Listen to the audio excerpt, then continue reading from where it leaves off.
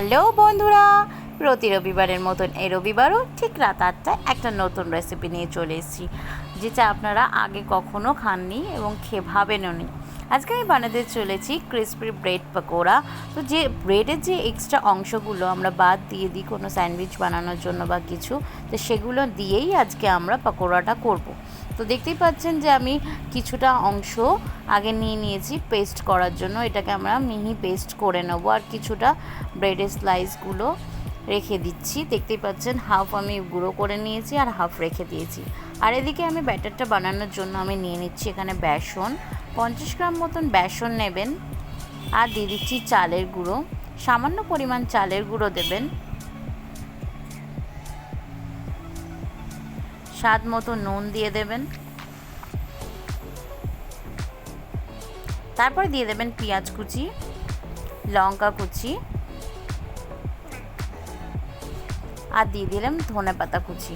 তো ধনেপাতা আপনারা যারা যারা পছন্দ করেন দেবেন, যারা পছন্দ করেন না তারা দেবেন না।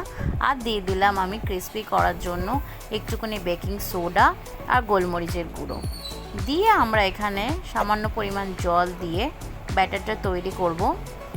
এগুলো বাচ্চাদের খেতে খুবই ভালো লাগে এবং বড়দেরও ভালো লাগবে, নতুনত্ব জিনিস। তো আপনারা বাড়িতে ট্রাই করতে পারেন। তো এইভাবে আমি এবার জল দিয়ে ব্যাটারটা তৈরি করে নিচ্ছি।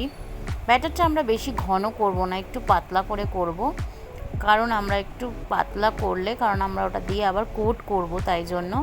তো দেখতে পাচ্ছেন আমি ব্যাটারটাকে তৈরি করছি। এখনও ব্যাটারটা আমাদের অলমোস্ট কমপ্লিট। খুব ঘন আমি করিনি, কারণ আমরা কোট করব। এদিকে দেখতে পাচ্ছেন তেলটা গরম হয়ে গেছে। তো এবার আমি ব্রেডের স্লাইসগুলো নিয়ে নিচ্ছি, দিয়ে দেখুন ব্যাটারের মধ্যে চুবিয়ে আমি এখানে এই ব্রেডের গুঁড়োটার মধ্যে ভালো মতন কোট করে নিয়ে তেলের মধ্যে দিয়ে নিলাম। তেলটা যখনই আমরা ভাজবো ওই সময় গ্যাসের ফ্লেমটা মিডিয়াম ফ্লেমে রাখবেন, নইলে পুড়ে যেতে পারে। তো এখানে বেশি দিয়ে ভাজবেন না, 4টে কি 5টা দেবেন। দিয়ে একটু উল্টে পাল্টে নিলেই আমাদের আজকে ক্রিসপি ব্রেড পকোড়া একদম রেডি। দেখতেই পাচ্ছেন দেখতে পুরো ফিঙ্গারের মতন লাগছে, ব্রেড ফিঙ্গারের মতন। তো আপনারাও খান এবং বাচ্চাদেরও খেতে দিন।